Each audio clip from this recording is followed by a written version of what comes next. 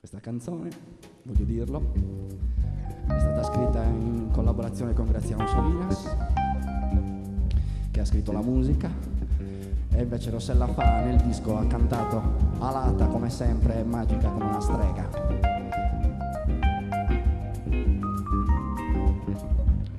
Di gelo e noia,